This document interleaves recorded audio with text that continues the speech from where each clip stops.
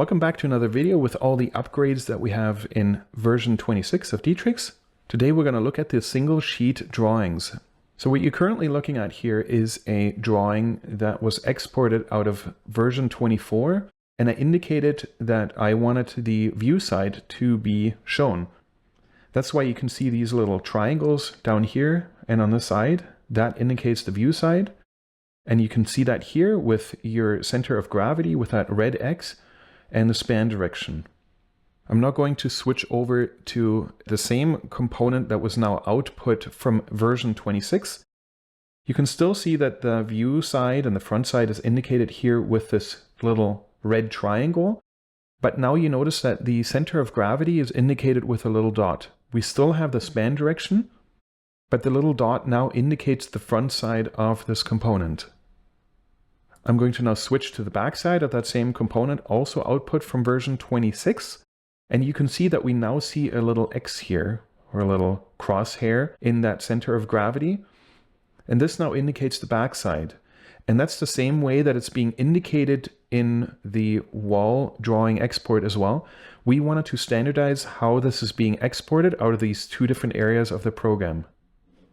Let's jump back to the drawing that we have output from version 24.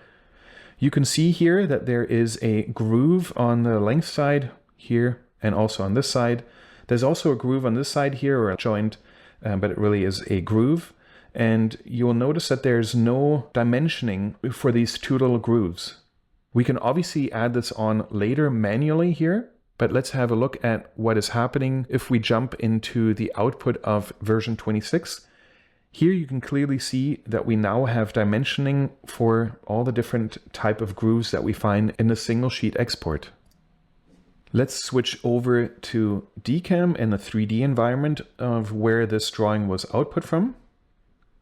Okay, we're now in the building where the single sheet drawing was output from, and I'm going to open up the single sheet drawing. We can now see here in the basic settings, these two upper lines here have always been here, but we have added everything from this line down. So the first setting that we've added here is delete all processes for automatic detection. So what does that really mean? Depending on how you have input, let's say a notch like this, it could be displayed correctly in your 3D function here, but it could lead to some different output results for you, whether or not you have created this as a notch from your otherwise rectangular sheet, or whether or not you made this as an outline change. And so this setting here now deletes that process, and it will detect that this could either be an outline or a notch automatically. So if I turn that on, it is going to be deleting that, and then it will respectively change that process for when I'm putting that out to a machine, and also the drawings and the dimensionings with that. Okay, so let's look at the next line here, which is transfer base as, and we're going to transfer base as a cutout, or we can transfer it as an outline change. What are base exactly? These are those cutouts here that are right up against the outline. And the more important line is the next one here. Minimum width of a bay shall be 0.3, or that's the threshold where this setting is changed. So anything up to 0.3 meters or 30 centimeters is going to be output as a cutout, and anything above that is going to be output as an outline change. Same if we have a look now at the next three settings here, which really deals with the openings of this sheet here. We can either export them as a notch or an outline, which then really is an inner outline on the inside of the exterior outline. Currently it is going to be output as a notch if it is under 0.4 square meters, and if it's above that, it is going to be output as an outline. Both of these settings will then also have an effect on how these bays or the openings are being dimensioned. Same counts for drillings. Anything under 0.1 diameter is going to be output as a drilling. Anything above that is going to be output as an inner outline. Let's jump back to the drawings. And I'm going to go back to the output out of version 24. You can see that both of these differently sized notches have been output in the exact same way. Same for these openings that you find on the inside here.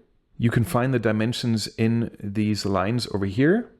You also don't find any dimensions for the grooves along the length side, nor do you find any dimensions for the groove on the face of this sheet.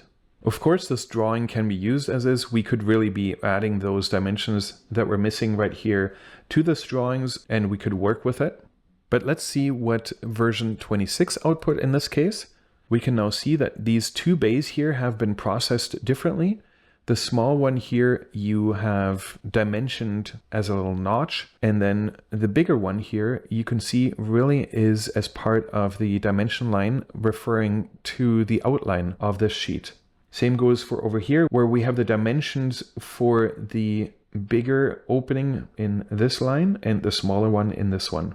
So this means that we have really dealt with these two openings differently. So whereas this was an inner outline, this one has been a cutout. Same with the bays here. This one is a notch. This one is being dealt with as an outline change. So, and since you can change the threshold between these settings really custom as you want, you can deal with it exactly as you want. If you wanted to set the threshold much lower, even the smaller one could be output as an outline change. So you really have full customizable ways of how you want to deal with all these different processes here. With that, I now wish you much success with this new and improved output of the single sheet drawings. Until then, see you in the next video.